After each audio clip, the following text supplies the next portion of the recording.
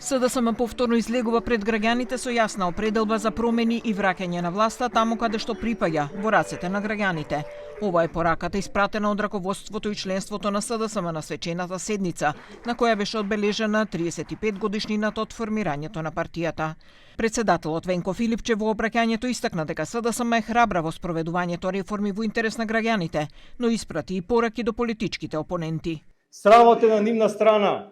На страна на понижувањето на работниците, студентите, пензионерите, земјоделците.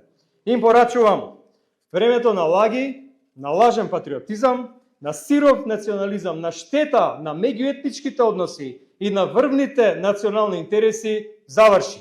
Но покрај одбележувањето на годишнината во јавноста се чини поголемо внимание предизвика појавувањето на поранишниот прв човек на СДСМ Зоран Заев, кој подолг период не е присутен во јавноста. Заев пристигна на крајот на свеченоста, а членството го пречека во дворот на партијата.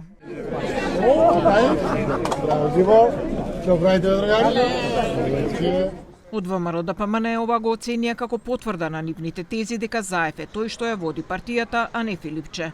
Доколку СДС сака да се реформира и да биде главна опозиција во Македонија, мора да се оградат и дистанцираат од аболицираниот криминалец Зоран Заев.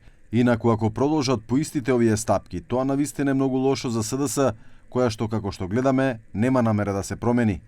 На одбележувањето на 35 годишнината на СДСМ не дојде првиот претседател на партијата Бранко Црвенковски, а покрај Заев присуствуваат дел од поранешните претседатели Владо Бучковски и Димитар Ковачевски.